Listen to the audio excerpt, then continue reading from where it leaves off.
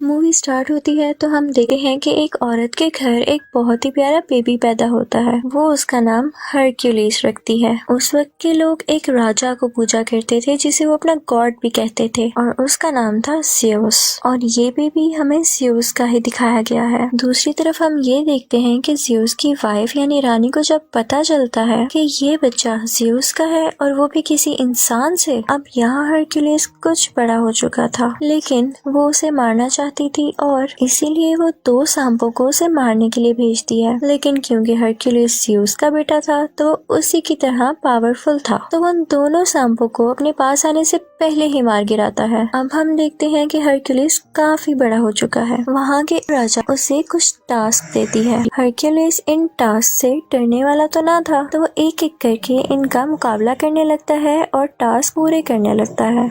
सबसे पहले तो एक अजीब सी क्रिएचर से लड़ता है और जीत जाता है। उसके बाद भी कई जानवरों से लड़ता है और उन्हें हरा देता है। लेकिन एक दिन उसके सामने एक बहुत ही स्ट्रॉन्ग शेर आ जाता है। उस पर कोई तीर भी असर नहीं कर रहा था, लेकिन हरक्यूलिस ने अपनी ताकत से उसे भी मार डाला। फिर हमें एक जगह दिखाई जाती है जहाँ पर कुछ लोगों ने एक लड़की को बुरी तरह से बांधा हुआ था। वो इनफैक्ट हरक्यूलिस का भांजा था कि तभी हरक्यूलिस वहाँ पर आ जाता है और उन सब लोगों को मारकर अपने भांजे को बचा लेता है। फिर हम देखते हैं कि हरक्यूलिस एक जगह पर बैठा होता है तो दूसरे मुल्क के राजा की बेटी आती है और कहती है कि हमें तुम्हारी जरूरत है। वो कहती है कि हमारे खास लोगों ने ही हमारे साथ चीट किया है और हर तरफ लड़ाइयाँ हो रही हैं जिसकी वजह से लोग मारे जा रहे हैं। वहाँ हरक्यूलिस के साथ एक आदमी बैठा होता है तो वो कहता है कि बीवी हमारे पास वक्त नहीं, हाँ अगर तुम ज्यादा पैसे ऑफर करो तो हम जरूर आ सकते हैं। तो वो शहजादी उनसे कहती है कि जंग में लड़ना तो फख्र की बात होती है। तो हरक्यूलिस उसे कहता है कि हमें हथियार बनाने के लिए पैसे भी तो चाहिए। तो वो शहजादी कहती है कि मेरे बाबा यानी राजा बहुत अमीर हैं, तो वो तुम्हें बहुत सारा सोना दे सकते हैं। तो हरक्यूलिस मान जाता है और उसके साथ उसके मुल्क आ जाता है। वहाँ पर एक बहुत बड़ा स्टैचू लगा होता है जो कि ज़्यूस की वाइफ का था। तो शहजादी हरक्यूलिस को बताती है कि ये 5 साल में बना। यहाँ पर कोई भी नहीं यकीन कर रहा था कि ये वाकई ज़्यूस का बेटा है, लेकिन उस शहजादी के बेटे के लिए हरक्यूलिस तो कोई हीरो जैसा था। राजा उसे बताता है कि मेरे खास बंदे ने हमसे बगावत यानी चीट किया है और उसके बाद से पूरे मुल्क में लड़ाइयाँ चल रही हैं, इसलिए हमें तुम्हारी मदद की जरूरत है ताकि हम सब कुछ दोबारा ठीक कर सकें। वो उसे ये भी बताता है कि वो एक नॉर्मल इंसान नहीं है बल्कि वो एक जादूगर है और उसे गॉड के अलावा कोई नहीं मार सकता। वो उसे ये भी बताता है कि उसकी सोल्जर की टीम में एक ऐसी क्रिएचर है जो आधा घोड़ा और आधा इंसान है। अब हरक्यूलिस की टीम में जो लड़की आई थी वो पूछती है कि ये क्रिएचर्स कहाँ पर होते हैं। तो राजा का एक आदमी बताता है कि हमने इन्हें ना तो देखा और ना तो ये जानते हैं कि ये कहाँ रहते हैं, हमने तो बस इनके बारे में सुना है। अब हम देखते हैं कि हरक्यूलिस और उसके कुछ साथी यहाँ के किसानों को फाइट सिखा रहे होते हैं क्योंकि इनके पास कोई भी आर्मी फोर्स नहीं थी। हरक्यूलिस उनसे कहता है कि तुम सब एक दीवार की शक्ल में खड़े हो जाओ और जैसे ही वो इस तरह खड़े होते हैं तो हरक्यूलिस का एक आदमी उनकी तरफ भागता हुआ जाता है और वो उनकी बनाई गई शील्ड यानी दीवार को तोड़ता हुआ अंदर भाग जाता है। हरक्यूलिस उन सब से कहता है कि इतनी कमजोर दीवार, अगर इसी तरह रहा तो तुम लोग हार जाओगे। अब यहाँ हरक्यूलिस इन सब फार्मर्स को ट्रेन कर रहा होता है कि हमें पता चलता है कि कुछ लोग इनके मुल्क पर अटैक करने आ रहे हैं। जब ये बात हरक्यूलिस को पता चलती है तो वो जंग करने से मना करता है क्योंकि वो कहता है कि जंग के बाद हमारे पास कुछ भी नहीं रहेगा। लेकिन वहाँ का राजा कहता है कि हम जितनी जल्दी इन लोगों को खत्म करेंगे उतनी जल्दी ही हमारे मुल्क में सुकून हो जाएगा। अब रात में हम देखते हैं कि शहजादी का वही बेटा जो हरक्यूलिस को अपना हीरो मानता था वो उससे मिलने के लिए आता है। वो उससे कहता है कि मुझे आप बहुत अच्छे लगते हैं और मैं भी बड़ा होकर आपकी तरह ही बनूंगा। यहाँ हम देखते हैं कि हरक्यूलिस किसी जानवर के दांत का लॉकेट अपने गले से उतार कर उस बच्चे के गले में डाल देता है। वो उसे बताता है कि ये मैं अपने बेटे को देना चाहता था लेकिन अब तुम्हें दे रहा हूँ। अब सब लोग उस तरफ जा रहे थे जहाँ पर इन लोगों ने दुश्मन राजा का मुकाबला करना था। रास्ते में ये लोग देखते हैं कि एक जगह पर कटे हुए सर लटके हैं। तो राजा उन्हें बताता है कि वो यहाँ पर हमसे पहले पहुँच चुका था और हमें डराने के लिए उसने यहाँ के लोगों को मार दिया। हरक्यूलिस कहता है कि हम यहाँ से पैदल जाएंगे और सब चलने लगते हैं। लेकिन हरक्यूलिस नोट करता है कि ये डेड बॉडीज आज की नहीं बल्कि कई दिन पुरानी है और ये उनके लिए एक साजिश थी, उनका ध्यान इधर उधर करने के लिए। और तभी हम देखते हैं इनके चारों तरफ एक कबीले के कुछ लोग आ जाते हैं। हरक्यूलिस काफी हैरान होता है कि हम तो इनकी मदद कर रहे हैं और ये उल्टा हमें ही घेरे हुए हैं। फिर हमें पता चलता है कि दुश्मन राजा एक जादूगर था और वही इन लोगों के दिमाग को भी कंट्रोल किया करता था। यहाँ पर ये कबीले वाले हरक्यूलिस और उसकी टीम यानी साथियों पर हमला कर देते हैं। इन सब में बहुत लड़ाई होती है और हरक्यूलिस बहुत अच्छी तरह से इनका मुकाबला करता है और सबको मार गिराता है। अब यहाँ का राजा काफी परेशान हो जाता है क्योंकि उसके सिपाही मारे गए थे।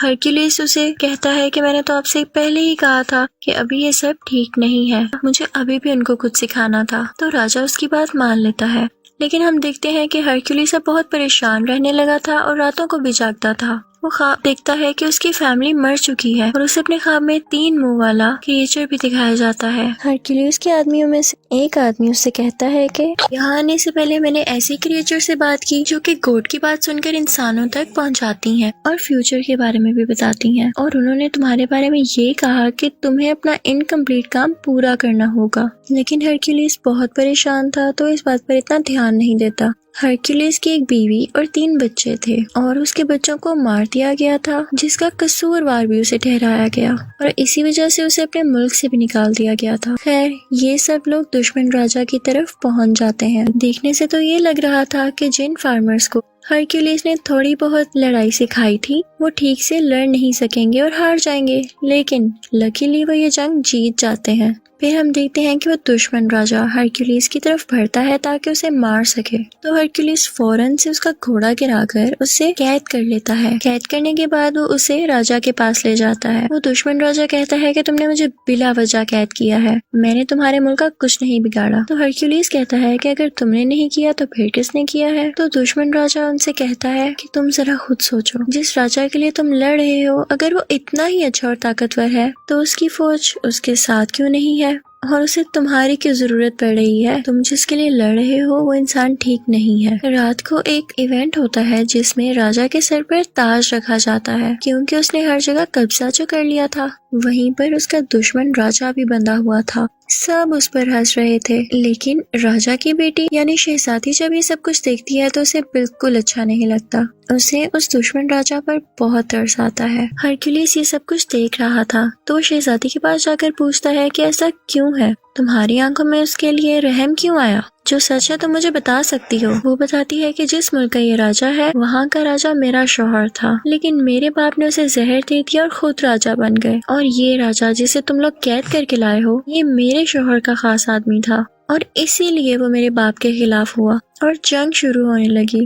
वो कहती है कि इस सब में उस दुश्मन राजा का कोई कसूर नहीं, बल्कि वो तो हमारा दुश्मन है भी नहीं। इस सब के पीछे मेरे बाप का हाथ है, लेकिन मैं अपने बाप के सामने इसलिए कुछ नहीं बोल सकी क्योंकि मेरा एक छोटा सा बेटा है जो कि अभी उनके कंट्रोल में है।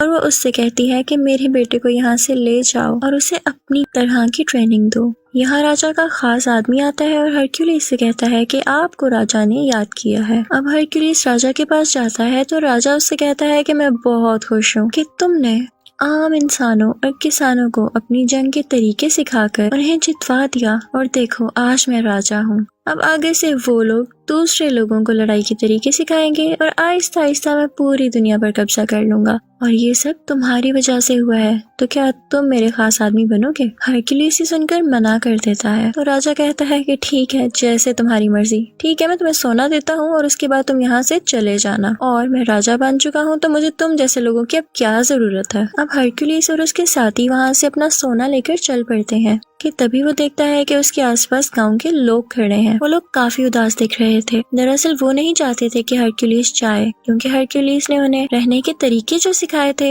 हरक्यूलिस जैसे ये देखता है वो अपने सोने की थैली फेंकता है और कहता है कि मैं यहीं रहूंगा क्योंकि यहाँ के लोगों को मेरी जरूरत है। हरक्यूलिस का एक साथी कहता है कि आप क्या कर रहे हैं, हमें अपना सोना मिल चुका है और हमें यहाँ से निकलना चाहिए। लेकिन हरक्यूलिस के बाकी साथी भी अपना सोना फेंक देते हैं और हरक्यूलिस के साथ ही रुक जाते हैं, सिवाय उसी एक साथी के। वो अपना सोना लेकर वहाँ से चला जाता है। अब हरक्यूलिस के साथी सीधा राजा के कमरे में आते हैं, लेकिन राजा के आदमी इन सबको घेर लेते हैं। यहाँ शहजादी और उसका बेटा भी होते हैं। अब राजा का खास आदमी उसे बताता है कि आपकी बेटी हरक्यूलिस को कह रही थी कि मेरे बेटे को अपने साथ ले जाओ। ये सुनते ही राजा अपनी बेटी से उसके बेटे को छीन लेता है। यहाँ पर राजा का एक आदमी हरक्यूलिस पर अटैक करता है जिससे वो बेहोश हो जाता है और जब उसे होश आता है तो वो देखता है कि वो बड़ी बड़ी जंजीरों से बंधा हुआ है। और तभी वहाँ पर उस मुल्क का राजा आ जाता है जहाँ पर हरक्यूलिस बड़ा हुआ था। हरक्यूलिस ने हमेशा उसका साथ दिया और उसके लिए कई जंगें लड़ी, लेकिन यहाँ पर इसने भी चीट किया और उसी बुरे राजा के साथ एग्रीमेंट कर लिया कि हम मिलकर दुनिया पर कब्जा करेंगे। वो अपने साथ 3 भेड़िए भी लाया था और उनकी आवाज बिल्कुल वैसी थी जैसी हरक्यूलिस को ख्वाब में आया करती थी। वो सोचता है कि जब मेरी बीवी और बच्चों की डेथ हुई तब भी सेम ऐसी आवाजें मुझे आती थी, तो इसका मतलब इसके पीछे भी इन्हीं का हाथ था। हरक्यूलिस उनसे पूछता है कि आखिर तुम्हारा ऐसा करने के पीछे वजह क्या थी। तो उस मुल्क का राजा जहाँ हरक्यूलिस बड़ा हुआ था वो हरक्यूलिस से कहता है कि मुल्क के राजा हम थे, लेकिन तुम्हारे कारनामों और बहादुरी की वजह से सब लोग तुम्हारा नाम क्यों लेते थे। हमारे पास इसके अलावा और कोई ऑप्शन ही नहीं थी और हम तुम्हें भी नहीं मार सकते थे, और हमने इल्जाम भी तुम पर इसीलिए लगाया ताकि उस मुल्क के लोग तुमसे नफरत करने लग जाए और सिर्फ हमारा नाम लें। ये सुनकर हरक्यूलिस को बहुत गुस्सा आता है, लेकिन जंजीरों से बंधा होने की वजह से वो नहीं हिल पाता। अब यहाँ हम देखते हैं कि वो राजा सबको एक एक करके मारने का प्लान कर रहा था और इसके लिए सबसे पहले वो अपनी ही बेटी को मारने लगता है। ये देखकर हरक्यूलिस घबरा जाता है तो उसका साथी उससे कहता है कि तुम कर सकते हो, अगर तुम हिम्मत हार गए तो हमारा क्या होगा। ये सुनते ही हरक्यूलिस में काफी हिम्मत आती है और वो उन जंजीरों को तोड़ देता है और खुद को आजाद कर लेता है। वो फौरन भागकर उस शहजादी के पास जाता है और उसे बचा लेता है। अब वो 3 भेड़िए हरक्यूलिस की तरफ आते हैं और उस पर अटैक कर देते हैं, लेकिन हैरानी की बात यह है कि वो उन तीनों को मार देता है। वो अपने साथियों को और उस बेचारे राजा को, जिसको ये लोग दुश्मन समझ रहे थे, आजाद कर देता है। अब वो दोनों बुरे राजा यहाँ से भाग गए थे, लेकिन हरक्यूलिस किसी तरह से उस राजा को पकड़ लेता है जिसके मुल्क में वो बड़ा हुआ। वो उसे उसी के खंजर से मार देता है, बिल्कुल उसी तरह जैसे उसने इसकी फैमिली को मारा था। इसके बाद वो अपने साथियों को लेकर महल चला जाता है। वो देखता है कि राजा बहुत ज्यादा फौज के साथ खड़ा है और एक आदमी ने शहजादी के बेटे के गले पर खंजर रखा हुआ है। राजा हुक्म देता है कि इस बच्चे को मार दिया जाए, लेकिन तभी वो आदमी वहाँ पर आता है जो हरक्यूलिस का साथी था और सोना लेकर वहाँ से चला गया था। वो फौरन से तीर से उस आदमी को मार देता है जो कि उस बच्चे को मारने वाला था। वो सब उस छोटे बच्चे को बचा लेते हैं, लेकिन अब उस दुश्मन राजा की पूरी फौज इन पर अटैक करने लगती है। हरक्यूलिस भी बराबर इनका मुकाबला करता है। इसी दौरान हरक्यूलिस के एक साथी की डेथ हो जाती है क्योंकि वो बहुत जख्मी हो चुका था। अब उस राजा की बाकी फौज भी इनकी तरफ बढ़ रही थी, लेकिन हम देखते हैं कि हरक्यूलिस के आदमियों ने बिल्कुल वैसी ही दीवार यानी शील्ड बनाई हुई थी जिसको तोड़ना नामुमकिन था। हरक्यूलिस वहाँ पर देखता है कि ज़्यूस की वाइफ की वहाँ पर बहुत बड़ी स्टैचू है। जैसे ही उस राजा के सोल्जर्स ऊपर आ रहे होते हैं तो हरक्यूलिस उस स्टैचू को नीचे की तरफ गिरा देता है। वहाँ से सब सोल्जर्स वापस आना शुरू कर देते हैं। जब राजा ये सब देखता है तो अपने सोल्जर्स पर गुस्सा होता है कि जाओ हरक्यूलिस को मारो, लेकिन तभी स्टैचू उस पर आकर गिरता है और वो राजा मारा जाता है और राजा के सब सोल्जर्स और बाकी सब लोग भी हरक्यूलिस की ये बहादुरी देखकर उसके सामने झुक जाते हैं। लोग अभी भी नहीं जानते थे कि ये वाकई ज़्यूस का बेटा है भी या नहीं, लेकिन ये जरूरी नहीं था क्योंकि वो इतना ज्यादा बहादुर और ताकतवर था कि इस चीज ने उसे आम लोगों से ऊपर कर दिया था। वो लोगों का ख्याल भी रखा करता था, इसीलिए सब लोग हरक्यूलिस की तारीफ करने लगे थे और यहीं पर कहानी की एंडिंग हो जाती है। Thank you for watching.